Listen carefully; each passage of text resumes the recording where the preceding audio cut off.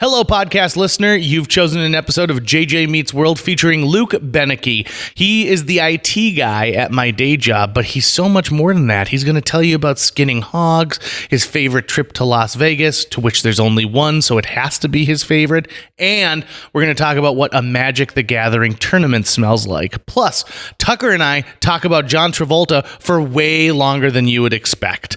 All of this and so much more on today's episode of JJ Meets World. But first, a quick word from our sponsor. This episode of JJ Meets World is brought to you by Natalie Deutsch of Hatch Realty. Natalie has a proven track record to get your home sold faster and for more money. She is consistently focused on her clients' needs and wants throughout the entire process and make sure that they are well taken care of. If you're looking to buy or sell, reach out to Natalie today. On average, Natalie sells a home every 3.74 days. That's at least 2 a week. And last year, Natalie earned her clients on average over $4,000 above list price on their homes. And you don't have to take our word for it. Here's some of the great reviews Natalie has received. I was overwhelmingly impressed with Natalie and all the Hatch team. She was very responsive and responded to all of the emails within an hour. She gave great advice and encouragement from the listing and pictures, the offer, and all the closing details. The marketing team knew exactly how to promote my property, and I was pleased by how soon and easily my property received an offer. I was actually dreading selling my condo, and Natalie did such an awesome job that I felt like I really didn't need to do anything. The thing I most appreciated was that she really listened to what I wanted to do and respected my decisions. I would definitely recommend Natalie and all the Hatch Realty team. They made this process so wonderful. That was from Diane. So listen, if you're in the mood to buy or sell a home, give Natalie a call right now.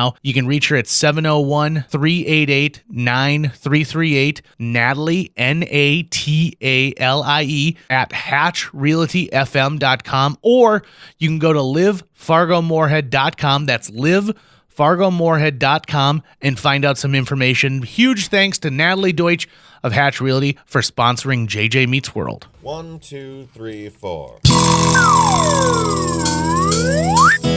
JJ Gordon, sort of like that Indiana Jones, in that he's always sniffing out his next adventure. Yes, he is. He's always interviewing guests so he can have them on his show and they can talk about pop culture, arts, and leisure.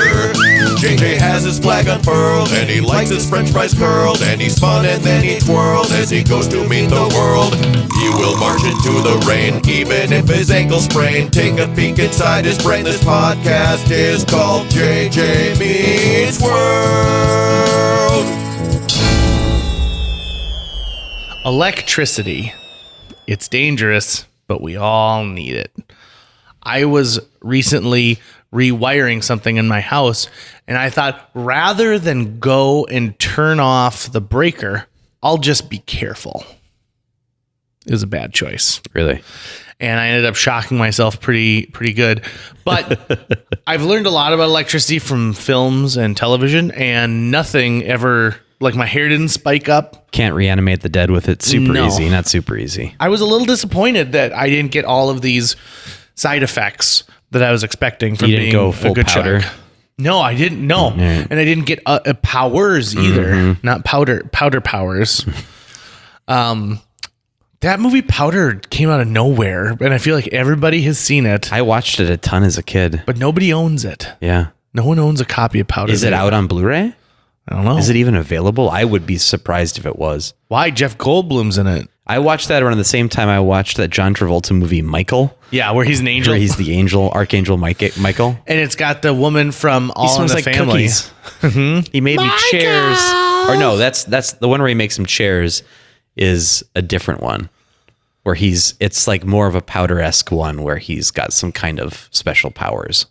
To make chairs? No, but that's at one point there's a love interest, and instead of giving her flowers or something, he makes her chairs, something to support her through the day, things like that.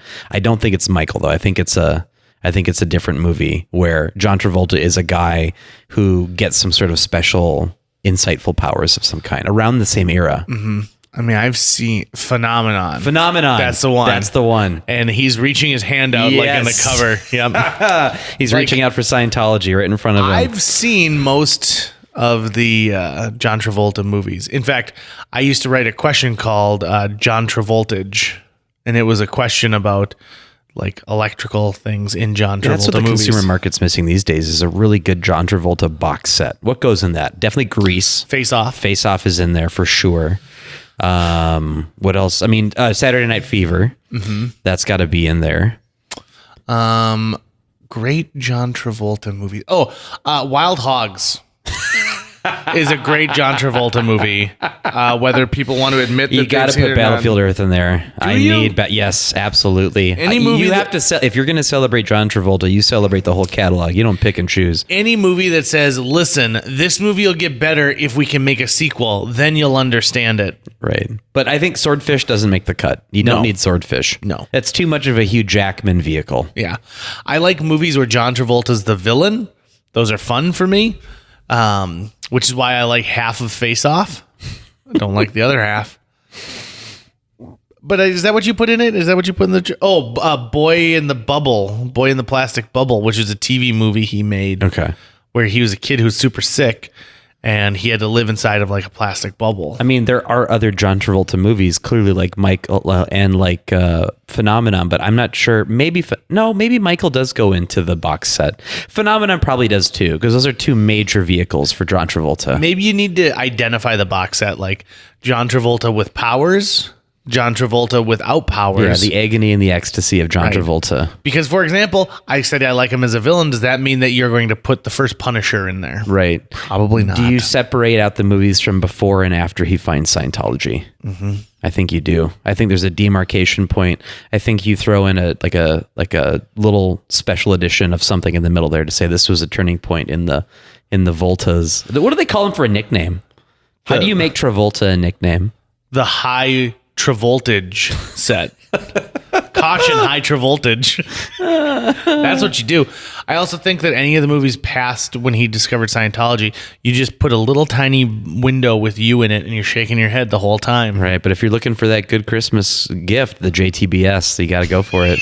The John Travolta box set is what we call it, the JTBS in the industry. Yeah, dude, that's good. That's good. Do you think people call him Johnny? Do you think he's Johnny Travolta? Yeah, buy this JTBS in the next 20 minutes and you'll get a second JTBS for half off. Oh, For the discerning John Travolta fan. And we're also going to give you a wooden box that can contain the next 20 films he makes. Yeah. As well. Yeah, we're going to throw in some why didn't we didn't even say tumblers Look and Who's some Talking. smelling salt. Oh my God. Talking Babies? Yes. Oh, I feel the whole trilogy. Yeah. Do you know all the names of it? Let's see if you... Look Who's Talking. Look Who's Talking Now or Two? Two. And then it's Look Who's Talking Now when it's the dogs talking. That's right. That's right. The dogs. What a great thing. And that also Is like... there a scene with little doggy sperm? Is there ever a dog gets pregnant in that, or is it merely the dogs are being forgotten? Yeah, I don't know if they give up with the like fertile... Like Bob Saget voicing a sperm like they did in the first one. Well, I believe it was Bruce Willis voicing not only the baby, but the sperm. Like, here I go. I'm going to do it. I'm doing it. Yeah, I'm in. Do you think it was like, God, I was in Die Hard. What am I doing this for? He's like, it's only going to take you 20 minutes, Bruce. Come on in. Don't worry. We've got all the lines set for you. It's just going to in and out. No problem. And he's like, what movie am I making? They're like, All Dogs Go to Heaven. Okay. I think it was Danny DeVito and Diane Keaton in the Now. Definitely DeVito. As like the voice of the dogs. Mm-hmm. And then it was Roseanne was the voice of the daughter. The daughter. There's the a talking little sister. toilet in the second movie that scared me. I don't where remember he has that. a nightmare because he's trying to learn to use it. He's like, hey, give me your pee-pee. I eat your That's potty. right. Oh my okay, God. it was a dream sequence though. It wasn't part of the Not a real talking potty. because that's the thing is like the kids don't seem to remember having those conversations as babies when they're now able to speak with their mouths. Right. So there must be some sort of break where the old personality erodes and it's gone. Bruce Willis goes away and it's just the child actor. There is an old like story or saying about how children have all of the knowledge in the world when they're born, but the moment they begin to speak, they start losing that knowledge. Right, Baby Geniuses is the whole plot of That's that film. right. Yeah. I can't believe you remember the plot of Mozart's Baby son. Geniuses. How could you forget it? Starring Mr. Christopher Lloyd, and Dom DeLuise, amongst others. Well, this has nothing to do with our episode of JJ Meets World today, but I guess it's a good intro because our guest is Luke Beneke. I work with Luke 9 to 5. You're telling me you can't connect John Travolta and Baby Geniuses to Luke Beneke. Okay, here we go. So John Travolta voiced a baby and Look Who's Talking. Baby Geniuses steals the same idea. No, he's the John he's the Travolta dad. is the dad. Well, he's technically not the dad. Not of the first boy, right, of the daughter. the second one. Yeah. Although we're not entirely sure of that. That man's my father, but you're my dad. That's the kind of relationship he has with the son. So Luke has a dad, and he was once a baby. And see John Travolta movies. And we welcome him like they welcomed back Cotter. That is how I'm tying them all together. Luke is our guest. We go all over. If you like Las Vegas and skinning hogs and whether or not you should get AAA, this If you like that. This is the podcast. What are you into? For you. Wondering if I should get AAA or not. Well, That's how I spend my Saturdays. I've got some opinions. This episode is a lot of fun, so I suggest that you brew a cup of your favorite hot beverage and then let it sit to room temperature and enjoy this episode of JJ Meets World. JJ Meets World. Welcome to the studio, Lucas Beneke, because I don't know if you want to be Lucas or Luke. There's some hesitation there. It was. I'm like, I should have asked before we started recording. Which one? Well, all through high school, it was Lucas. I got to college, people started calling me Luke. I'm like, yeah, just general sounds. I'll respond to them.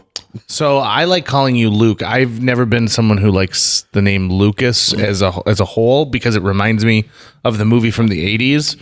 This is great to find out that's my last name. Right. You feel personally I had attacked no right idea now. that JJ's been walking around just hating my last name. Yeah, it's different because I don't call you Tucker Lucas. Especially not like that. Lucas. But like Mama Luke, if she was Mama Lucas, I'd be like, no, thank you. I don't want to talk to your grandma. That's all right. Meemaw Luke. Do you have a personal preference? More people have been doing Luke lately, so I've just been rolling with that. So nobody calls me by my actual legal name at all. They call me JJ. They always have. But most people don't even call me JJ. About a month into friendships or being able to be with somebody, they start calling me Jage instead. And it's a natural progression. It's not like they're even hearing other people say it. And so that's happening to me at work. Luke and I work at the same entity. And he's the IT guy for us. And I am embarrassed every time I have to call him down for a technical issue because I consider myself semi-computer savvy. But there are some times I get so frustrated. And I think it's partially because just like in any company, there's a lot of stuff happening at the same time. A lot of moving parts in that building for sure. And you're pretty low on my list as far as people that call me for annoying little things. Like when you call me, I never roll my eyes or anything like that. You're not in that tier, that's for sure. I'm sure the thing that you roll your eyes at is when I describe where I'm at. When I say like I'm in the production room that's next to the boiler room, Right? Be like, just call it Prod 3. Just Right. call it Prod 3. But I'm the kind of guy who, when I give someone directions, it's you take a left at the Burger King, and if you hit the Taco Bell, you've gone too far. You're going to want to turn around, and now you're looking for the Kmart. I'll be honest, my friend group, they're not the smartest people in the world. I threw a giant rager at my lake cabin for my 18th birthday. My parents gave me the cabin for the weekend. And the directions I wrote down to people, because I have never noticed what the street signs are on my way to the lake. I just know that drive by heart. And so I wrote this very detailed flyer for people to follow. And this is at a time too when people really didn't have cell phones. Right. And so if you got lost, you were pulling into like Billy's Corner Bar in Vegas and being like, can anyone lead me to the Gordon cabin? Sure, I can do that. Yeah, I'll drive. They'd be like, some old man gave us a ride in a blue pickup. Be like, he's been dead for years. I need numbers in a grid system. I really Do you? do. Yeah, I really do. I mean, anytime I've been to a big city where it's just named after people, I'm like, I have no idea where that's supposed to be. All right, we're on 1405 Cardinal Avenue. Well, I have no idea where that is, so thank you for that information. Right. My favorite street corner in the United States is North and Wells in Chicago. It's where the Second City's at. There is a bunch of great nightlife. There's some great bars there. There's amazing restaurants. North and Wells. If you're looking for a place to hang out, it's also at the entrance to Old Town. Oh, North and Wells. Get a little nostalgic over here, I can see. Can you really feel that? Like, I can feel it. It's radiating. So, Luke, I wanted to have you on for a couple reasons. Number one, our previous guest canceled. Number two, A solid backup. you've been on my list for a while because you talk to me more than anybody else about JJ Meets World. Oh, okay. And you know, you're an avid fan, which I appreciate. I know you're a little bit behind. Yeah, I've fallen behind in recent months here. Life has gotten a little crazy, and yeah, I'm catching up. I'm getting there. I know you're working hard to get yourself, completely caught up. And sometimes I'll tell you, like, this is the episode you need to listen to. Make sure you listen to 192. I don't know which number you're on right now. Not 192 yet, but we're close. We're moving along. Yeah. We're shamelessly plugging 192 right here. Right. So. Right. 192. We're just about to 150. That's what we're about. We're going to hit that in a couple weeks here. All right. We're going to have a shout out to you in episode 192. It's the episode where I get arrested. Spoiler alert. JJ gets drunk and belligerent. Yeah. Yep. I don't care what a law is. Yeah, There's only one judge. No more Beer Fest live recordings, JJ. No more. So let's start with this, Luke. So you grew up where? I grew up in the nearest town is called Glencoe. It's about an hour south of St. Cloud, hour west of Minneapolis in Minnesota. So not a super big town, but yeah, that's not a whole lot there. I enjoy the fact that, like, when we've been having just random discussions at work, one of the things that comes up is kind of your rural background. Just the other day, we were talking about going and just getting a pig. Like, oh, yep, it's time for us to get another pig. Yeah, you drive down the street to the Milbrand's place, and you go get your pig. You bring your 270, and you bring bring it home. People in cities don't have that experience. Nope. They go and they buy a pack of thick cut maple bacon from the grocery store. Yeah, I think it was kind of funny because we were talking about this while one of our news people was in our new one, Yep. and we were talking about you just go over there and you bring your gun and you take the pig down and you bring it home, and he's like, oh my god, he was horrified, and you're like, that's just normal life, like that's what happens. And I've lived part of that life too. I'm very familiar with how things are done in more rural settings, and so that's not shocking to me at all. But this kid could not get past the fact he's like, okay, so you kill it, and then what? And like, then you butcher it. Yep. And you do what you need to do. You pieel the skin off and you quarter it up. And in fact, you had a really great it's about pig skin and how thick it is, and how like skinning a pig is like you get a little bit of knife and then and then a little bit of knife and then you pull, and then a little bit of knife and then you pull. Yep. Yeah, and then you could just see his stomach turning because he's never even thought about something like that before. And you're like, man, this is stuff I've seen mainly with deer, once in a while with pigs, but mainly with deer while I was growing up. And you'd see that every year, a few times a year. I play the game Red Dead Redemption. Okay. And one of the parts of Red Dead Redemption is you get to hunt. And part of hunting is they show from like the animal's perspective looking up, you putting your giant like skinning knife into it, and then it's this sound as you work the knife across. And then if it's a big animal, you have a second stab in, and then the next thing you know, you've got a giant piece of meat on the ground.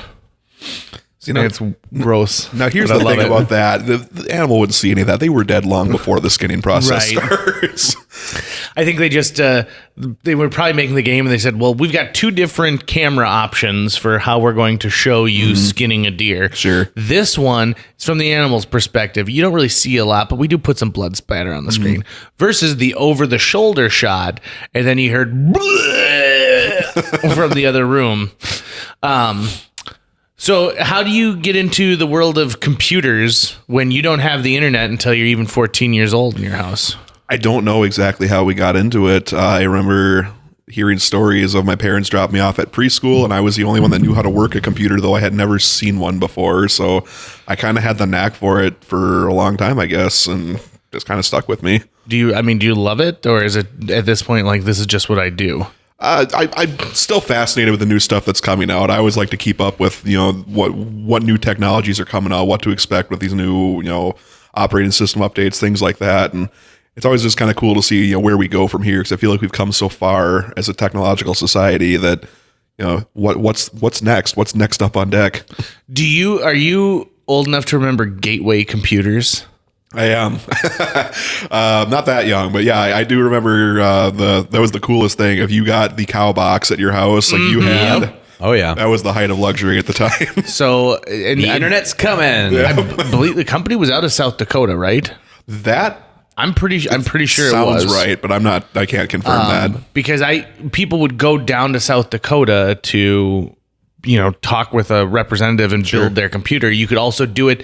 I remember we got a form sent to our house, and you would it was like ordering off of a Chinese menu. Yep. You just click the things that you wanted on it and then send the form back. And 9 weeks later, a computer would arrive at your house in that cow box. Yep. For those of you who don't know, it was a box that had the cow print, but all around it. Yeah. And not like it was a sticker. It would like the box was printed the box with itself. it. Yep. I kept our gateway box for years. Cool it was my box. favorite. And it was the hefty box. Yeah, this too. was around the time, if not a little before, that the first like iMacs were making a splash too. Right. Like that was around the same time that the colored iMacs were coming out.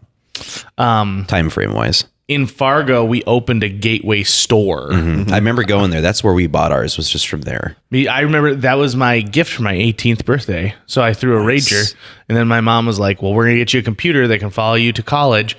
And so I went in there and I talked with the nicest. First of all, I was like, give me the youngest employee that you have, because I don't want to talk to Bill, who's been here, who sold cars for 15 Gerald, years. go back to soldering. This one's not for you.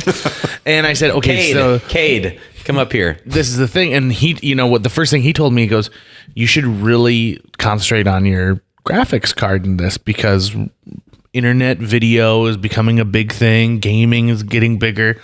And so I built a PC that cost I think my mom was like, well, I'll give you $1,000 for it. And I ponied up the other $2,000. Oh my God. That it took for it, because I had been washing dishes at the Elks Club and saving up money. So $3,000. But that computer lasted from 2001 until 2013. Wow. I got a huge life. And even by the end of its life, it wasn't completely crapping out. And finally, the motherboard in it went out. Right. And at that point, I had become a Mac person. Right. But everyone, I know tons of people in houses who have that side computer, like the computer that lives in the back office, and you only use it when you need to use the printer or something. Well, my home computer is an iMac from late 2012. And it's still doing great, right? Yep. We're almost to 2020 here, so that's almost 8 years. That's a really good run for a computer, and that was a $3,000 computer when I bought it. So you have to kind of max it out, and then you're probably going to have a usable thing for a long time. Right. It now can't really do like 4K video editing very well. You have to do some tricks and stuff, and the operating system has surpassed it, so it is technically an obsolete one. So I remember, the gateway I built had an unheard of 2 gigs of internal memory. No one will ever need that much space. That's ridiculous. Right. What a fool. And I also had him put, what was the name of that? With like a zip drive, like they were floppy disks on steroids. Oh, yep. But they could hold a lot more. You get one that holds like 4 times as much as a floppy. Yep. Yeah. So I put one of those in there thinking that was going to be the next big technology. It wasn't. So that drive was pretty much a waste. But that was the first time I ever, the sound card went out on it at one point. And so I opened up the computer on my own for the first time ever. And I scary swapped the first it out. time. It really is, because I was thinking am I going to have to solder? I don't know anything about these flat wires. What are these flat wires? Right. And then you're like, oh, there's a little clip here that I push. Just pop it out. It's fine. Yep. And while I was at it, I was like, I'm going to vacuum you out. Yep. Because it was full of dust bunnies. Yep. Probably love that. It kept the heat away from it. Mm-hmm. But I haven't had a PC since then. And I do miss certain aspects of the PC world, but in all honesty, when it comes to a Windows operating system at this point, it's Greek to me. I'm so entrenched in Windows. Which is interesting because our entire building at work is all Windows, everything. So I'm sure it was more like relearning the system for you when you went back into there. Oh, I couldn't do anything. I know how to get into like our server drive. Yep.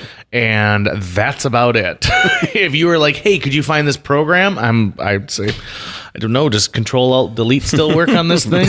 Like, is that still a thing? That was like the first time you called me down for help on your Mac you have at work. I couldn't figure. I haven't messed with a Mac in years. And I know it's shameful for me because I work IT, but most businesses don't run on Apple operating systems, so I just haven't touched it in a long time. So it took me probably 45 minutes to fix a 2-minute issue. So not only do you have computers, but you've really got like a nerd kind of hat trick going on because you also are big into magic. Oh, yes. Yep. Luke is also one of the people, I can't remember the episode number, but if you want to know a deep dive into the magic card world, we have a JJ Meets World episode about that. So with Brian Hellevang, I think it's in the 90s. I can look it up here. Luke is using a portion of his collection to pay for his wedding. It's true. Excellent. Well, congratulations on your engagement. Thank you very much. Yeah, I looked at the bill for what the wedding was going to be to do everything, and we're still way, way, way under what the average wedding in Minnesota costs. But I was like, it was still a lot of money to come up with in that time. So I'm thinking, like, how can I get this money? And I'm looking at these cards. I said, okay, I'm going to just take anything I haven't used or had any need for in the last 2 years. I'm just going to sell them and see what I can do. And that was about 2 months ago, something like that. And I'm sitting, I think I've made a little over $4,000 so far in selling that stuff. That is nuts to me. So that is almost going to pay for the food for our wedding. So I'm very excited. I have been invited to Luke's wedding, not just as a guest, but he's invited me to officiate his wedding. Are you Pastor Gordon? Are you Father Gordon? What are we here exactly? Monsignor Gordon. Monsignor Gordon. I was wrong. It's number 57, Tricks with the Congregating Brian. with Brian Hellevang. Number 57 for more Magic the Gathering content. Which is also a crazy story. Go back and listen to it. He's done some crazy stuff with that. Right? And like judging on some of those games. Going to Tournaments, Japan to judge, but also he does a deep dive in the world of Magic the Gathering cards is basically like a form of currency. Yeah, almost. it's like a false economy pretty much. Yeah. It's, the cards are worth a lot of money because they haven't been printed in a long time and they're being used everywhere. But so they're worth $100, $200 a card. But all it's going to take Wizards of the Coast, which is a Hasbro company, to bring that price down is just reprint it. All of a sudden, this stack of $200 bills you have there is nothing now. Right. I love the fact that we live in a collector's economy because you can get something relatively cheaply and there's only going to be a small amount of it and then make something out of it. For example, last year, Kentucky Fried Chicken released a Kentucky Fried Chicken starter log for your fire that smelled like the original 12 herbs and spices, and it retailed for $15 and there were only going to be 1,000 of them made, right? So all of a sudden KFC is going to bring in $15,000. Good for them. Good for KFC. Good for KFC for bringing in a non-chicken, like a non-meat product. So I get one of these logs, and when it gets delivered, I can't even bring it in from the porch. I pull up into my driveway and I open my door and whoa, something smells intense. And so I went over to this box. In the box is in like a sealed log inside of another box. Jill let me have it in the house for maybe 5 minutes before she's like, you gotta get that out of the house. It reeks. And it does. It smells like being inside of a KFC, but it's concentrated in that one spot. So I buy this thing for $15 and I've sat on it now for a year. It's in 3 garbage bags inside of my garage so that, it won't permeate outside of it. It's going on eBay for over $200 now. Yep. That's what happens. Limited run thing. Yes, right? Can you mail it if it's not like a hazardous material or something, if it smells too bad? Well, I'm sure it's fine because it came through the mail, didn't it? It sure did. Yeah. Yeah, good point. Those poor bastards at DHL, they're going to... You're going to have a stinky truck for a while, but that's all right. What are you going to do? I mean, there's worse things to smell like. Yeah, it's concentrated chicken, but it's not, I can't imagine the worst smell in the world. I imagine like this guy who's like, I made a promise to my brother on his deathbed that I would stop eating Kentucky Fried Chicken. He had a heart attack, and I'm gonna leave my life. All right, honey, I'm off to my first day of work delivering for DHL. Like my dream to be out there delivering. I'm on my feet, and they're like, all right, here's your first 50 packages. And he's sitting in that truck, and he's got to drive a long way, and it's the last package of the day, and it just smells like KFC inside of there, and it smells like KFC. It's driving that hunger. Where did he stop on the way home? Stopped it. Oh, he didn't even get like halfway through his route. There's no way that wouldn't be a scent explosion, because you light a scented candle. That's one tiny little flame. You're going to fill up an entire room with the smell of lavender or warm sheets. So a raging fire that smells like KFC. I bet you could make the entire downtown smell like KFC with one of those. I think part of the thing is I would have sent a warning saying, do not burn this in your house. Don't put, like, if you have a hearth in your home, don't burn it there. This is definitely an outside thing, but also be aware of wild animals, because this scent is like, they should have thrown it on there and then been like, and then get the F out of there, because bears are going to be there ASAP. Yeah, don't have neighbors. If you were to burn it in your house, though, do you think it would like coat the walls? You know, like a smoker's like smoke coats the walls. Like everything would smell like chicken for years to come. Yep. How do you think we get KFC to smell so good? We throw one of these in the deep fryer every day. Also, what kind of chemicals are you putting in your body where they can make a log smell exactly like the chicken you're eating? Right. Because it's not like they breaded the outside of this log. Would you accept movie popcorn smell as a smell for a log? Oh, God, I love that one. Yeah. Oh, yeah. Well, so KFC also, I know a lot about KFC. Whoever does their marketing in the last 5 years is knocking out Targeting the park. JJ. Because they had a giant inflatable Colonel Sanders like pool floaty that you could buy as well. That was a limited edition. I did not get that, but I also got a candle that smells like their gravy. Ooh. And it's the same color as their gravy. That brown. See, that is awesome. I've probably eaten at KFC 2 or 3 times in my entire life. What? Yeah, I don't know. It's just never something that I really had the urge to go do. You got to hit the mashed potatoes and gravy. Yeah, you got to hit that. I think one time I did have the bowls, like the chicken mashed the potato famous corn bowls. that was pretty good. The starch bowls. The 2 million carbs in a bowl. Immortalized by Patton Oswalt. Great bit. You know what KFC needs to up their game with, though? Their stuffing. It's horrible. You go to their buffet, the stuffing is just garbage. That should be the centerpiece of any good Thanksgiving meal, I think. Any chicken-based Southern meal it should be cornbread stuffing. I said centerpiece. That's not the word I meant to use. I meant to use the word foundation. Like if you have bad stuffing or no stuffing, you don't have the good foundation for a good Thanksgiving meal. Right. You just don't.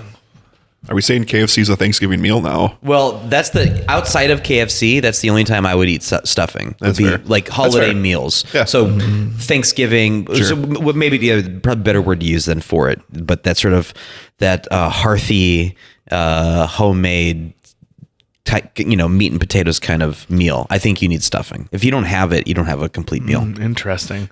JJ, you strike me as a person that Yes. Done. That was the I am a person.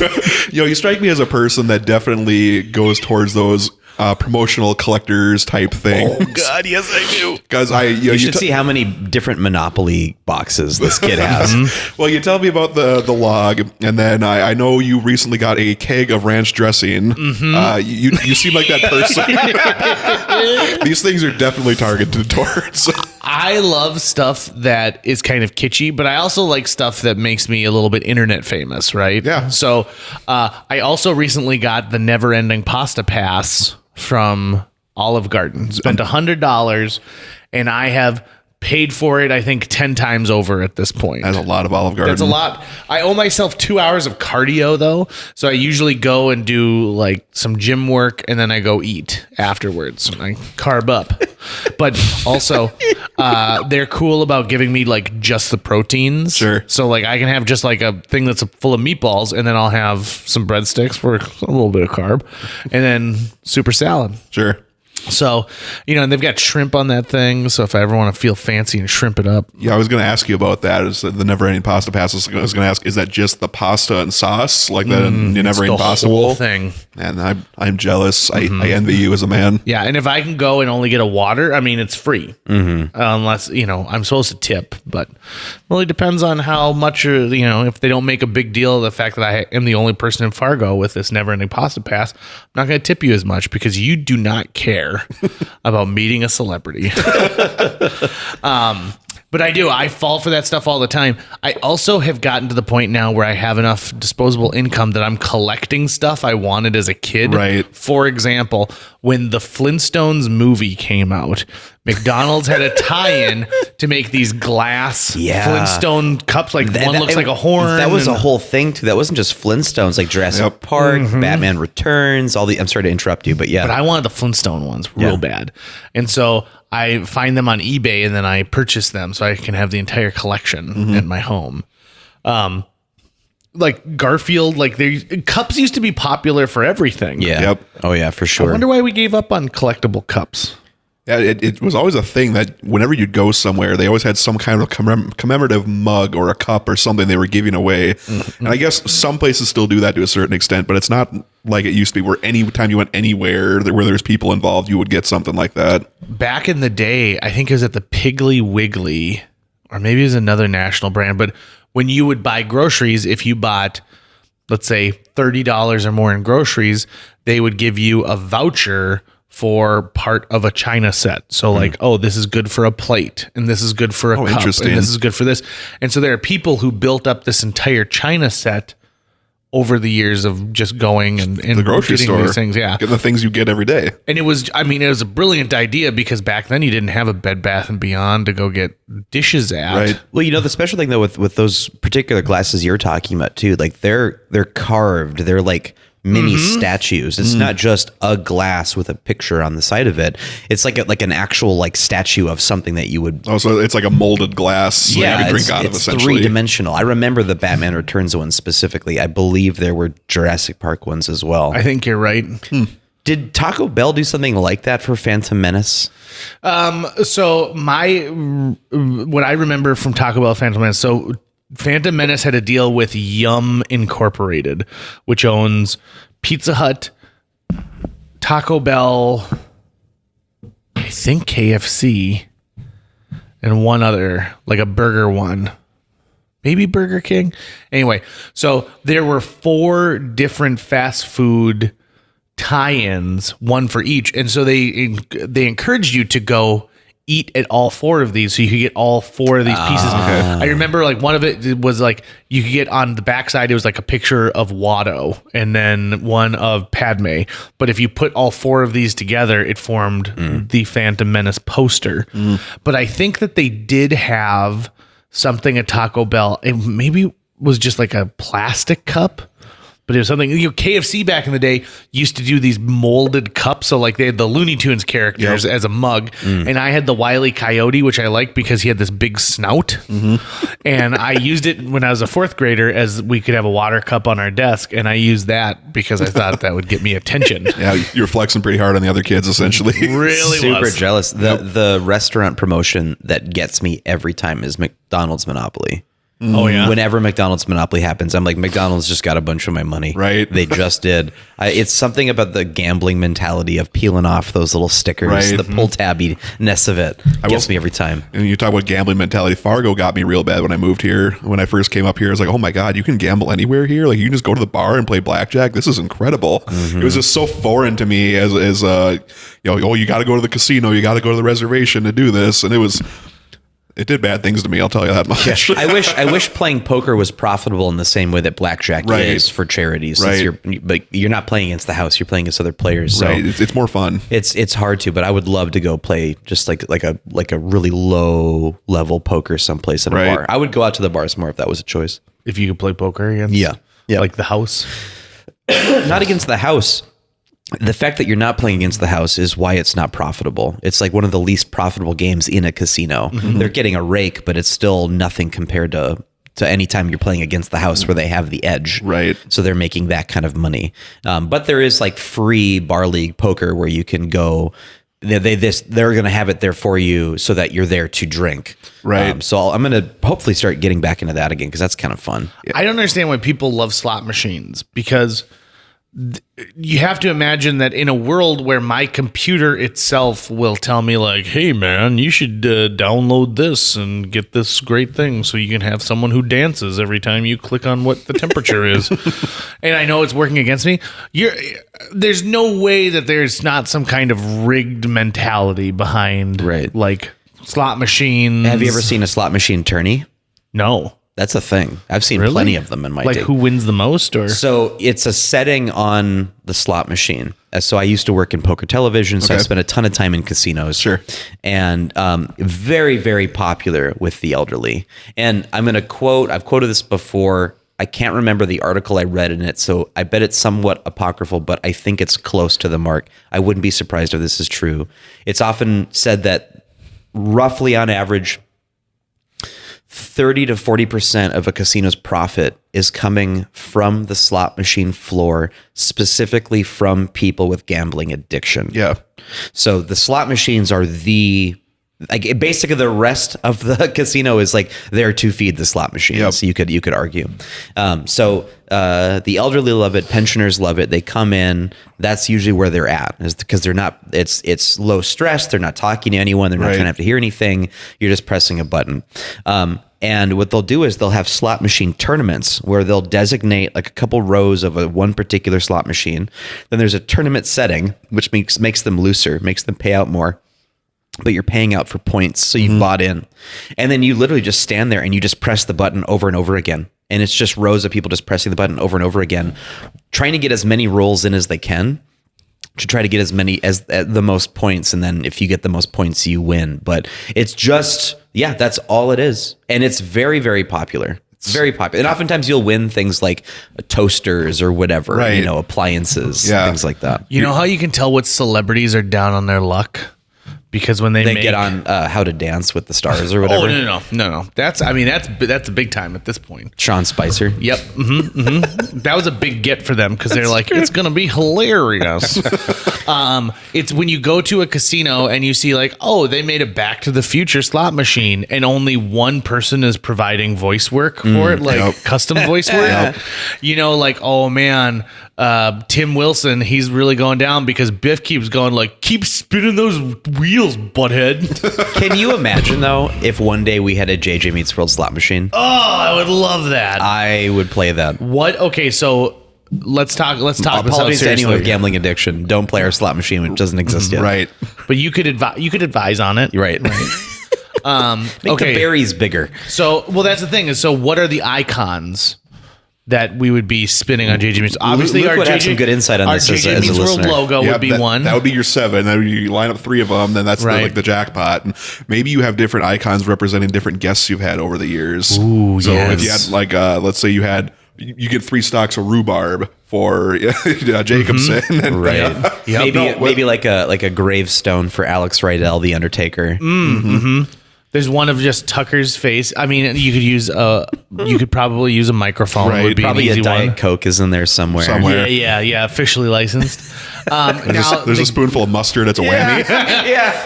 So actually, you know what it would be is there'd be one of the mini games would be you'd get a whole bunch of, it looks like decks of cards, but they all have the JJ Meets World logo, and you get to keep picking. And for every one that you get a certain amount of payout. Sure. But if you get a spoonful of mustard, You lose it all. Wah, wah, wah. Yeah, rough times. Sorry, man. Patreon.com/JJ Meets World. Put us between the Batman and the Ellen slot machines. And I'm talking the classic Batman. I didn't know we were going to talk this much about gambling. It's been a long time since I've been to a casino. Today, later, after I'm done recording this, I'm going to the bachelor party for my soon-to-be brother-in-law. Okay. And one of the things we're going to do is go to a casino. And I'm excited about it because I like the group, but I'm also kind of a stingy guy. Like I don't want to part with like $400 today. Oh, see, I'm a person. I'm very stingy as well. When I go to the casino, I bring like $50 tops with me, and when it's gone, I'm like, well, I'm just leaving. That's what it is. Are you playing like the $5 hands of blackjack and like only betting a 5? Only betting a 5? I'm actually there's no strategy to it whatsoever. But I like sitting on a roulette table, just Really? because it's usually $1 a spin, and you can just sit all night pretty much while your friends are losing their money at slots or whatever. What are you putting it on when you're at the roulette table? It really depends. Really depends. Yeah. You look at it and be like, I'm kind of feeling 18 today. Yeah, usually I'll just do a color. Like I said, my friends are there with hundreds and hundreds of dollars that I'm not willing to spend at the casino.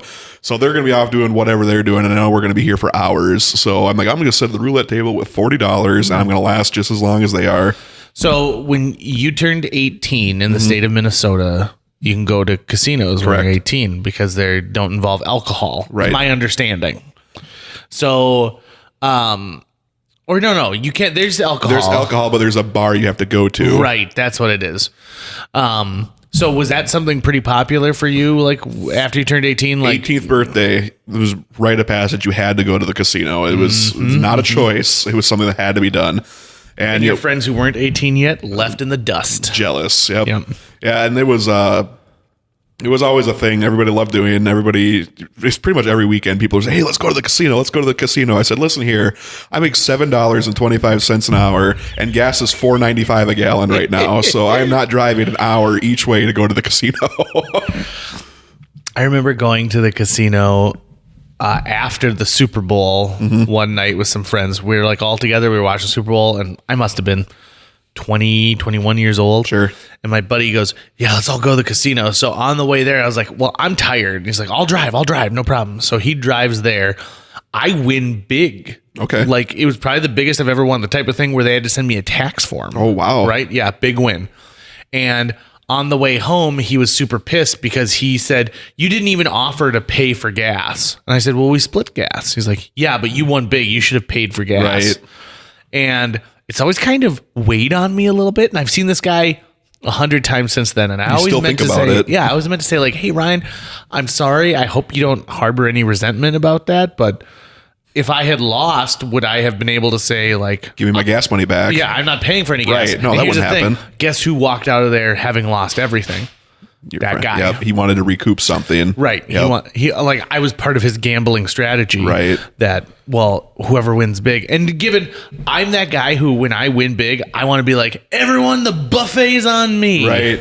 Yeah, that's our rule was typically if somebody wins big, if they come out a few $100s ahead at least, they'll buy the meal for everybody. We'll all go to the cafe after that. We'll all get burgers, whatever, and they'll pay for it. And that was always a thing, and it was kind of nice to have that. Well, at least I'm getting a meal out of this if somebody gets ahead. Let me tell you about how amazing of a friend I am to Tucker Lucas. I'm going to start saying his name all the time now that he knows I don't care for Lucas. So Tucker's turning 21, and I'm like, "I'm going to take you to Las Vegas, Nevada." Ooh, okay. So I get the flight, I get the hotel. We take this guy Scott with us, who turns out like is just a total and complete douchebag. He's owed me a ton of money for a long time, and he disappeared after a failed political attempt. But that's a whole other episode. Hey, Scott, if you listen to the show, please don't come shoot me, because I feel like you might be the kind of guy who does something like that. So we fly down to Vegas, but the adventures start right at Hector International Airport. Okay. We bump into a kid I did improv with and his cousin, and they said, "We're going down to Vegas too." And we just met this stripper who's going down to Vegas to strip for like a week. Apparently, that is a big thing where, like, if you dance in Fargo, you'll go down to Vegas and then make a ton of money because Right. you're a new girl and you can just make, cash. Right. All you have to do is get a sheriff's license when you go down there. You go to the sheriff's department, you say, I'm here to dance, and they give you a temporary license. So we get on the plane, and these guys could not be more different politically than this Scott guy. No. They are on completely separate parties. And you think what's happening in 2019 is bad for politics? There are people on the plane who are telling them, "Shut up. Yeah. You guys be quiet. You're done. You're done talking." Right. And it's like, is that an air marshal? I don't know. if it's not, that regular person's really PO'd. Well, there's a time and place for everything, and when you're trapped in an airplane for 3.5 hours, you don't want to hear people fighting about politics And they the whole were time. shouting at each other. Yeah. Like they were shouting at each other, and other people had to go, you guys need to knock it off. And I'm sure this is in a time before everybody had an in-flight movie right in front of their headrest. So, God, no. This is the cheapest flight possible that we can get there. right. So ATA. there's nothing to distract anybody. It's just they're having to listen to this. Yep. So on the flight, we find out that these guys haven't arranged anything as far as like a hotel when they get there. Oh my God. And if I'm not mistaken, my buddy Eric wasn't 21 yet. And so he was 20, but he wanted to go down there just to, have a Vegas trip. Well, Vegas doesn't want any guests that are under 21. So Right. they're not going to let you check into the regular hotels unless you're 21 plus. Right. So I said, well, you guys can crash with us for night one while you figure out what, because I feel like we got in late at night. I feel like we got in after the evening had started. But that also meant that this stripper was staying with us. So I'm like, happy birthday, Tucker. Not only are you going to Vegas, but you're going to be shacking up in a hotel with a stripper. And do you remember where we stayed? We stayed at New York the whole time. New York. So JJ got us a primo hotel, which then 6 people crammed into. And it's not like staying in a room with a stripper is the same thing as going to a strip club and seeing a stripper Right. strip. Yeah. They're just another disgusting human being Right. sharing the toilet. Yep. And, we had like 2 people to a bed, and then there was like we brought in another bed and someone had to sleep on the floor, and it was actually very uncomfortable. And it's not like the political arguments stopped after the airplane was done. They didn't. I remember sitting at PF Chang's with the 4 of us and JJ and I just going, I can't believe this fight is still going on. They were still fighting about it 2 days later. It was and so finally the fights get to the point of where like you guys need to figure out something else. Like we've Right. got 2 nights left here. You guys got to go do something else. We're going to go watch Avenue Q. You guys fuck off and figure out something. So I took- Memories right there. Right. So I take Tucker. We got like 3rd row for Avenue Q at the Wynn. Awesome show. I got to see a Tony Award for the first time ever because Nice. when Wynn books your musical, he also wants your Tony to be on display as well. And so when we come back, all their stuff had been cleared out and they were gone. And so we enjoy a fun night out. I get a call around like 3:00 in the morning from our buddy crying. And he's like, we just got robbed, man. We got robbed. No. So they were walking with their bags down the street and someone came and mugged them and took their bags, like their luggage. Right. So I was like, come back to New York, come back to Daddy's house at New York, New York. Begrudgingly. Couldn't they have robbed you in a day we weren't here? Right. So they get back there, and then the next morning the police call and say, good news, we found your luggage. They're like, oh, thank God. So they go to claim their luggage thinking that everything's in there. Well, they found the luggage. They found the bags. But they did not find anything else inside there. So now these guys are like, we don't have any more money. And so I thought, well, that's not my problem. Right. We're going to enjoy some time here, and that's about it. But it was a fun trip to Vegas, wasn't it? Yeah, that was. I do owe you a big thanks for that. That was a ton of fun. It's fun when you go to places like that with people you enjoy. Yep. Right. I've been to Las Vegas with people who are Debbie Downers, and it's just not fun. Yep. You know what we did about it too that was smart was we went down on like a Tuesday and came back on like a Friday. Okay. So you're missing the weekend rush. Sure. There's still tons of people there, so it feels like a party, but it doesn't feel suffocating. It was in April, so it's not like the peak of tourist season either. Right. This is a perfect loop back. I've been to Vegas exactly one time in my life, and it was for a Magic the Gathering tournament. Ooh, nice. I went 2 years ago now.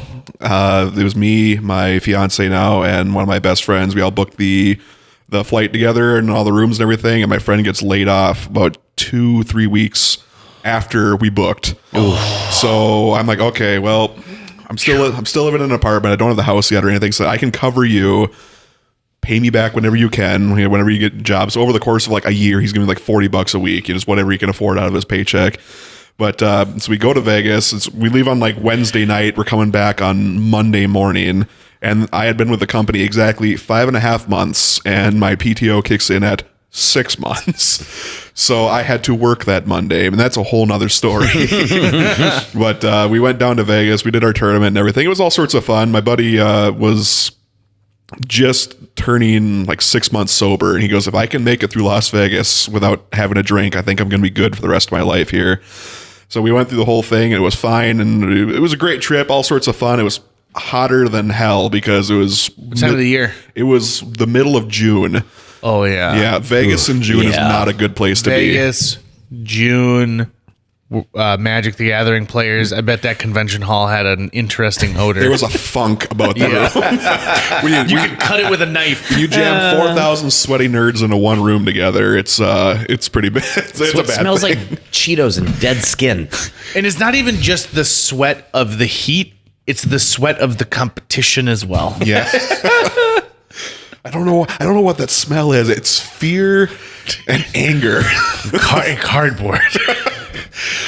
So we went down there and it's super hot. It's terrible and everything, but we're still trying to enjoy ourselves. There's quite a few people from Fargo that went down there, so we're all hanging out. But as we're trying to leave, the air was so thin because it was so hot that the planes could not take off. This was happening in Vegas. This was happening down in Phoenix. It was happening all over that summer. So I've never actually heard of that one before. I've heard of that. Wow. Yeah, it was so thin that the planes didn't have enough runway to get the air underneath the wings and take off, actually. So a lot of flights were getting delayed. Wow. But it was all sorts of, it was crazy. But you were talking about running out of money in Vegas, and my buddy that was with me so we left on Monday morning, and on Sunday morning, he goes, well, I'm out of money. And I said, well, what do you mean? And he goes, well, I don't have any money left. I said, what are you going to do for food and everything? Oh, I'm just not going to eat. So what are you going to do to pay for your baggage fee? Because we were flying, I don't remember who it was, but they were one of those cheap ones that charge you for every little thing. I said, you're going to have to pay them $50 for your extra bag. And he's like, oh, I didn't think about that. I'm like, well, that's not my problem. Figure it out. Oof. Bright light city gonna set my soul. One of my favorite things that I've ever done in Las Vegas was renting a limousine and telling them I need one of the limos with a sunroof because I intend on standing up for the bulk of this ride. And they're like, oh, we've got the one for you. And it was a classic like 80s limo. There you go. Oh, it was so much fun. My new car has a sunroof. Does it really? It does. Can I stand in it? You could try. I mean, I'm probably gonna have to like lean over you a little bit. Maybe not while the car's The moving. nature of a limousine is you don't have to stand above the driver. I just was excited to share that tidbit with you. The best story I have from Las Vegas, bar none, doesn't involve strippers, it doesn't involve gambling. It involves an epic cab ride I took from the MGM Grand to the Flamingo. Okay. To pick up tickets. So I go to Las Vegas to go to my cousin's wedding. My cousin Aaron got married in Las Vegas. My dad was undergoing cancer treatment at the time, and things were not going well. And so my Didn't mom... you just tell the story? Did I? Did I tell that? I in the think last you one? just recently told the story. Oh yeah, I did. Yeah, like you in did. just the last episode. Yeah. So just listen to the last episode. I did, didn't I? You did, because it's about how the soundtrack to Titanic saved the driver's life. He used to be a drug addict. Now he listens to Celine Dion all day. No, it wasn't. It was the orchestral score. Yeah, that's what he listens wasn't even to. the Celine Dion part. I'm gonna have to go back and listen to this episode now because you've piqued my interest. It's so good. Episode previous to Luke's episode. When you're getting closer to episode 150, this is bound to happen. Where like I forget. I've told Rachel Hoffman, like, hey, you should come on the podcast someday. And she goes, I've been on the podcast, you asshole. Like, listen here, we had a bunch of people, okay? It's, in my own life, I tell the same story a million times over. That's why we should have Jill listen, because she'll be like, hey, you've already said that one before. I think what we need is an archivist to put together the JJ Meets World Bible. So like when you're writing a sitcom, they've got a Bible, or like a Babysitter's Club series, right? They have what they call the Bible, and it's this book, giant binder that's full of plot points and character things. So like if in the Boxcar Children issue 15, they talk about how Randy is allergic to nuts, you can't have Randy solve a mystery in a nut factory 20 issues later, because there would be a reader who's like, how can he solve a mystery? He's allergic to peanuts. That's why he couldn't have the peanut butter cups. The faces he was making was I have to close one eye to like get that. Like there's air getting out of my eye that I need to close in. got a little Forrest Whitaker going on there. So we need a JJ Meets World Bible so that people can know what stories I've told from my life and what I haven't. We'll get one once we get that JJ Meets World compound, or we'll move all of our stuff into. Oh, Butler. Right before Y2K hit, I made Before it hit. Like before that massive Y2K explosion. Before it fizzled out. Yeah. You know? right. Listen. You know how I like to bring things around full circle that you don't really see happening. Well, Luke's an IT guy, and this is a Y2K story, so they are very much intertwined. Right before Y2K didn't occur, during December at school, I planned out, if Y2K is to happen, who would be invited down to my lake place. We had a fairly sizable lake place. Sure. And I called it the Gordon Compound. And then I listed the families I would invite and the skills that they would bring. Yeah, what can this person provide for us? Right. Yes. Right, to the New World Order. Pretty much, I mean, I was figuring, and like which bedroom that their family would be assigned to, because you wouldn't, it wouldn't be like the kids in one room and the parents. Like, we're going to maximize our commune. So I'm guessing you were going to look for the girl that you had a crush on. Her family gets to go. Nope. This is all about survival. Oh. All you got about to propagate the survival. species. So, a lot of people have a zombie plan. JJ had a Y2K plan, is what we're saying here. I did. And I make fun of my wife for having a zombie plan. She has a go bag in our house. That's the apocalypse bag. Yep. Should something happen. And it's not just, here's some, medical supplies and maybe some No, it's full freeze-dried of food. cash. It's got a gun in it. It's got a machete. Yep. Because you can't trust a gun. You've only got so many bullets. True. That's true. Got a few changes of clothes, I'm sure. Just Oh yeah. Yep. Stuff for like pants that have a zipper so they can turn into shorts. And I'm like, well, what happens when you ruin the zipper on that? It's inevitable. And then there's no zipper repairman. Well, you out still there. have a pocket though at that point in time. It's true. I feel like me and Jill need to hang out more now after hearing that. Yeah, I think you guys would see eye to eye a lot. I was reading comments recently. One of the city commissioners was on the station I work for, and they had posted a picture of him, and he was saying some things that were unpopular with a lot of people. And the last comment I took a screenshot of, and I have saved on my phone, and I've been showing a lot of people, which is, this guy's a total D-bag. I bet you he's wearing cargo shorts right now. And I love it for two reasons. Number one, I enjoy a good pair of cargo shorts. If I'm going to go to a concert, that's what I want to wear. Sure. Right? I want to have the ability to keep my merch in one pocket, my cell phone in another, my wallet on my side hip. But also, that was probably the most offensive thing anyone has said to this individual in a long time, is just being accused of someone who wears cargo shorts. If we could be more like that in the world in general, rather than like throwing like racial slurs at people, but Just like cut them down for their clothing choices instead. yeah, or the fact that not even their clothing choices, but like you assume that like I assume this person wears a coat that has more buttons than it has holes for the buttons to close it. Like that is something that cuts a man to his core. Cargo shorts are the Rob Liefeld of shorts.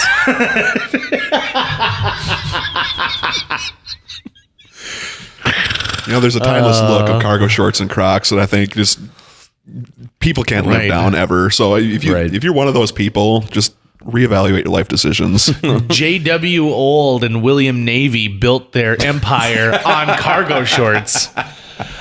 Do you ever wonder what the name of like people who own companies, like do you ever hope that it's named after them in some way? So I just always hope it's like a 2-letter initial and then their last name. I always go with JW. Yeah, right? PT McDonald is how I really wish McDonald's had started. JC Subway. Yeah.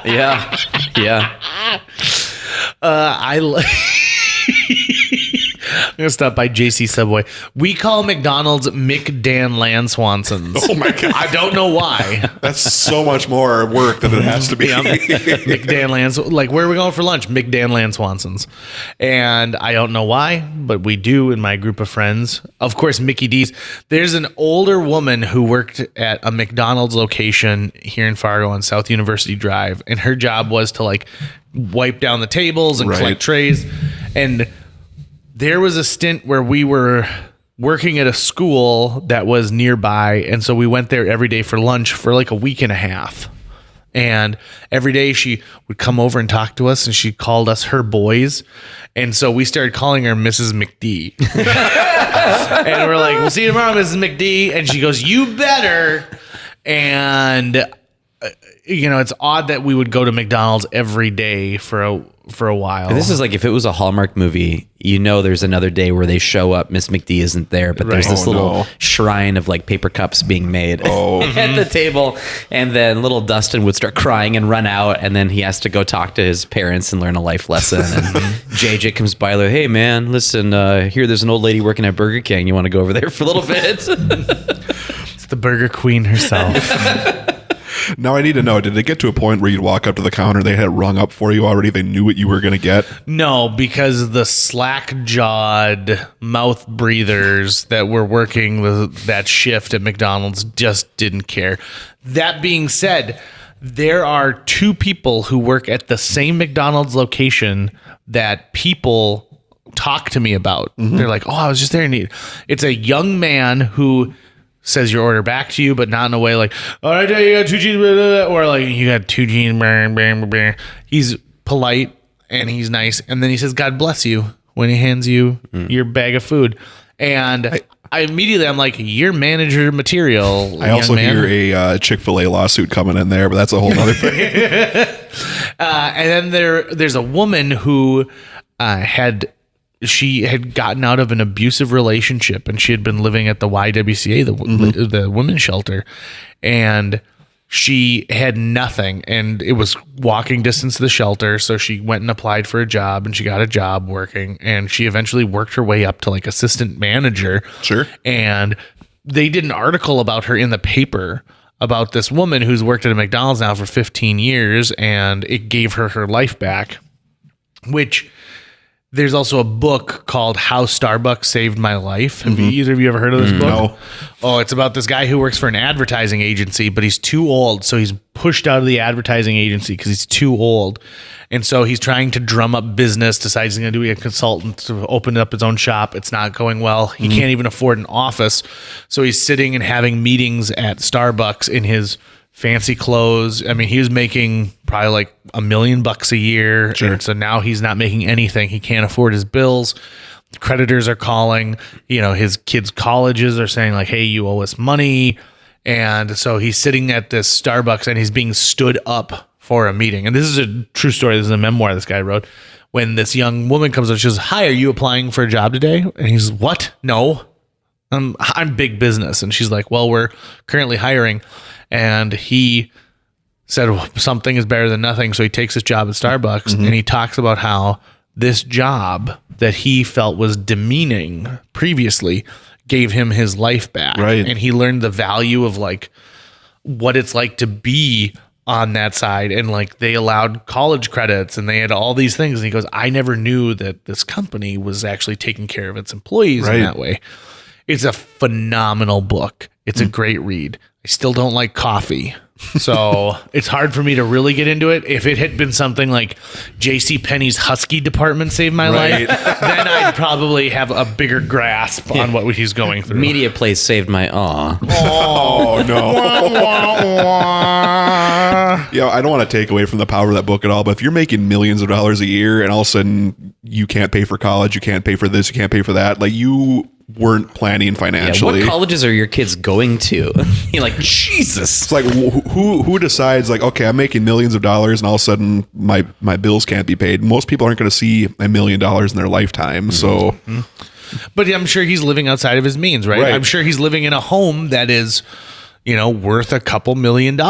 Which is why I say get a financial planner at any stage in life. Yeah, if you win the lottery, if you are just somebody who's talking about being smart, and the younger you are, like learning to save when you're young is such an important skill. Yeah. And it's tough because right when you start making your own money, you're like, I'm going to spend my own money. I can have all this stuff I've always wanted to have all of a sudden. Like I grew up, like we had a nice place and everything, but I feel like we were house poor growing up. We had a nice place, and my parents worked real hard. My mom has 2 jobs essentially. My dad's working swing shifts all the time. But I feel like we bit off more than we could chew with our property essentially. So growing up when we were younger, I feel like we didn't have a whole lot. Like everybody gets one banquet pot pie for supper, and that's all you're getting type of thing. And I think, shout out to Banquet. Yep, shout out to Banquet. That 50 cents a day saved my life. You're getting all your veggies in. No, I feel like growing up like that, just not having a whole lot really helped me as, now that I'm out of college and I have, my job and everything. Am I making the most money in the world? Oh, absolutely not. Absolutely not. But I'm able to have that mentality of like, okay, well, I don't need to spend this money. I need to put it aside because you never know what life's going to throw your way. Right. And it also too, it sucks because so many of the things that we want as consumers, we end up usually needing to take out bank loans to be able to get, right? Which means you are now indebted to something that's not you. And so like I just bought a new car and I had just finished paying off my old car. And I was like, the last thing I want is a new car loan. Right. So I just said, all right, what kind of a financial hit can I afford with cash? And I bought a $5,000 car, paid with cash. It sucks that I just watched $5,000 go out the door, but it feels really good that I'm not going to have a bank payment every month now. That's going to just kneecap how much I can even save per month. Do you guys ever listen to Dave Ramsey at all? So I love listening to Dave Ramsey because his show is exactly the same every single time. It's people calling saying, would it be a good idea to spend money on this? And he goes, no, it's not a good idea to spend money on that. What you need to do is save your money. You take the baby steps and then you can do your debt-free yell or whatever it is. But Dave Ramsey is the person who says like, I don't know why anyone would drive a car worth more than $5,000. He goes, you're just throwing money away at that point. I'm a person that I don't think I'm ever going to be the type to finance a vehicle. If I can't pay for it in cash, I don't think I want it. Unless, there's extenuating circumstances, obviously, that, sometimes you just have to, your car breaks down, you don't have the cash, you do whatever. But I'm a person, like, I will probably drive a $3,000 vehicle for a good chunk of my life because it'll get me from point A to point B. And if it dies and has a major repair or something like that, I'll just go get another one. Because, I mean, I got myself an SUV, an 06 Pontiac something, had 150,000 miles on it. I got it for $3,000. It was perfect. It's exactly what I needed. It'll do everything it needs to do. And if it makes it to 225,000 miles, I got my money's worth out of it. It's your transmission went out, right? That's what it ultimately was. That's what it sounded to me like in your Facebook that was post. A car that I had bought for $3,200. I had already put well over $1,000 of repairs into it over the time that I had it. So when the tranny went out, they estimated that it was going to be, for a used transmission plus the labor, they estimated maybe $2,400. But when that happens, that $2,400 quickly becomes $3,000. Right. Because they're going to go in and go, oh, you know what? We found this is wrong too, and that's wrong too. And I knew you got to switch out all your fluids, like because your oil gets and I knew the car had a million other tiny little fixes that had come in its way. So at that point, it's not worth it. But I got lucky because the car repair shop that I took it to, then the owner wanted to find something he could fix up for his girlfriend's daughter. So I was able to move what was left of it. But yeah, not fun. I sold one vehicle to a junkyard, and it was because I got into an accident on the interstate and flipped it. So like the entire roof had caved in on it, and they towed it. And so the biggest scam in the world is the tow company. Yes. Because it's total and complete BS in a situation like this because they picked it up and they towed it to their lot and they charged me $75 a day for my car to sit there in their lot. And I'm like, that is total and complete garbage, knowing that no matter what, I'm towing it to wherever it's going next. So I already know I'm out the money for the tow and this. And so my insurance covered the tow, but they did not cover any of the lot fees, basically. And so 3 days go by because that accident happened on a Friday evening, and then Saturday I was recuperating. I mean, the airbag went off my face. I crawled on my hands and knees out from the upside down vehicle. And so I just needed to sit back and not do anything. And Sunday the salvage yard's closed. And so on Monday I called the salvage yard and they said, "Yep, bring it over here. We'll give you $500 for it." So I said, okay, $500. So I called this company. I said, I need to get it towed out. And they're like, well, we only open this thing up until like noon. And then after that, it's closed for the day. And I want to be like, well, it's like 11:30 right now. And he's like, yep. And then, by the way, your insurance company's not going to cover the tow to the salvage lot. So I'm like, God damn it. You ended up owing them money at the end of it, didn't you? I did. Yep. So like Tuesday, I go there with a friend and we just put tow straps on this thing. Yep. And we tow it the quarter of a mile to the salvage yard. Sure. Pull it in there, but all that money went back to the salvage yard, or to the tow company. I thought that was the biggest scam. And then here's the thing that bothered me the most. I didn't even get to choose the tow company. By the time this is all going on, the highway patrol had already called the tow company. Yep. And so I don't know if there's some kind of a deal that they've worked out with particular tow companies or whatever it is. Like they get a cut of whatever it is. Yep. But that was the biggest BS ever. We had something like that happen over the winter. My fiance's vehicle died outright. It was going to be like a $3,500 fix for like a 2001 vehicle. She goes, not worth it. So I call a local salvage yard in town here. I'm not going to throw anybody's name under the bus here, but I called them and said, hey, I got this vehicle. Can you come tow it? And we're scrapping it out and whatever. They charge $75 for the tow, which is pretty standard now. And the car was, I think, $100 a ton or something like that. So she's got this little Focus, and she ended up getting a $21 check for her car. And I was it felt like a slap in the face. I'm like, really? Like, why not just give me nothing at that point in time? Well, and for me, I've got AAA. Yep. And so I would have called AAA for the tow. And, usually those companies that work with AAA, aren't going to like screw you over on it. But so if I ever want to get into this thing where I hate humanity, I'm going to buy a tow truck and just start towing people. Because here's the thing. I've had saviors. I've had angels who've towed me. Like, for example, I was driving my vehicle. I picked a buddy up from the cities, was bringing him home for Thanksgiving. We were driving in the middle of the night, and all of a sudden, like, he wakes me up and he goes, hey, there's something wrong with your car. And the car starts going, doo, doo, doo, doo. And it dies on the side of the road. It is the night before Thanksgiving. Well, it's technically Thanksgiving at this point, 2:30 in the morning. Sure. I need to get towed from roughly, I'm going to say like Sauk Center to back to Fargo. And this car can't go on a normal tow truck. It's got to go on a flatbed. Yep. Because it's too low to the ground, right? Yep. So I give a call, and this guy comes out, and he gives me the tow. And it was nice because AAA covers up to X number of miles. Yeah, it's like 80 miles or something like that, right? Yeah. So my tow was, let's say, like 83 miles. So I only had to pay for 3 miles worth of the tow. Deal. Yeah, it was perfect. AAA is so worth it. My dad, as my sister and I's Christmas gift every year, gives us another year of AAA as a gift, and it has saved my butt so many times. It's so worth like the annual fee for it compared to like if it's $75. Right. That's 3/4 of your AAA. Right.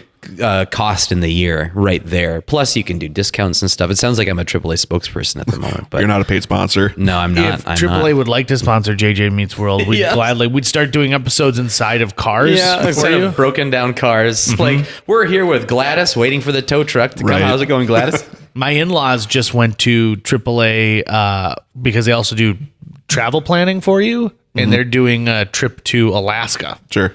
So they helped them with like the cruise and like all the places to stay and places they could get like deep discounts and stuff like that. So good for you, AAA. Hell yeah. Yeah, I don't have AAA. I have the roadside assistance through my insurer, but I think on my bill it says it's $2 a month or something like that. Yep. So I'm paying $25 a year essentially. For peace of mind. Yeah, exactly. Which is the price of a third of a tow. Like, sure, yeah, let's do it. AAA. Ding. It was an extra $1 for me to add windshield protection onto my insurance. Everybody should do that. Yep. And so I've had my windshield replaced 4 times without having to pay a dime. One time after we were driving through Indiana in that douchebag truck. You remember that, driving to visit your grandma? Yeah. Indiana must have the worst roads of any state in the U.S. Yep, for sure. I believe Just that. outside of Gary, if I'm not mistaken. The armpit of the United States. Maybe the America's sweaty lower back. maybe the DOT doesn't want to go that way, and that's why they don't do fix them. We're surprised people are still going to Gary. Why are you still going there? Be like, oh, well, everyone who was in the Music Man at one point wants to visit Gary, Indiana. Conservatory on 5. You can see the smokestacks from the highway. It smells like a magic tournament. Luke Beneke has been our guest on this episode of JJ Meets World. I appreciate you coming. Luke was like, what are we going to talk about? And I said, anything. And look at what we did. Mm-hmm. And we went from magic to casinos to AAA to just a little bit of everything. It's been a wild ride. Hog. Yeah. I mean, we covered a lot of ground today. Luke, it was a pleasure having you, and thanks for taking part of your Saturday to come chat with the fans of JJ Meets World. Yep, anytime. Are you going to listen to your own episode? I probably will, just so I can roll my eyes at some corny things I might have said. But there you go. So show it to your fiance. Yeah, there you go. Honey, listen, it's me. Yeah, she's going to say, you're on the radio every week. Who cares? A huge thanks to Natalie Deutsch of Hatch Realty for sponsoring this podcast. Folks, if you're looking to buy or sell a home, contact Natalie Deutsch today, because Natalie Deutsch is not only a previous podcast guest, she's somebody who's going to care enough to sell your property for top dollar. She's also going to find you the best price possible if you're purchasing a new home. Last year on average, Natalie earned her clients $4,000 over list price on their homes and sold them faster than the market average. On average, Natalie's selling a home every 3.74 days. That's 2 homes a week. Those numbers don't lie. Find out why Natalie is one of the top agents in this entire market. Get a hold of her today, Natalie at hatchrealtyfm.com. You can also call 701-388-9338 or go on to livefargomoorhead.com. That's livefargomoorhead.com. Read all of her amazing reviews, and then listen to her episode of JJ Meets World. Thanks again to Natalie Deutsch of Hatch Realty. That's going to wrap it up for today's show. If you enjoyed this episode of JJ Meets World and would like to help us continue to produce 2 new episodes every week, you can donate to our Patreon. Check out patreon.com/JJ Meets World and donate today. Even as little as $1 a month can go a long way. Visit our website at www.jjmeetsworld.com or hit up our social media.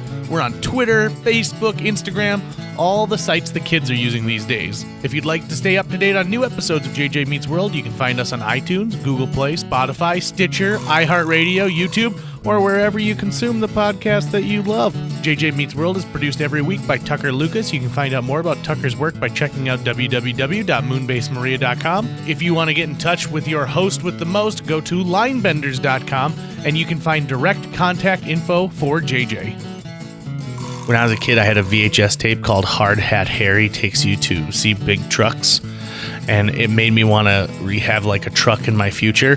But now that I am an adult, I'm like, why was he taking those kids to work sites? It was incredibly dangerous.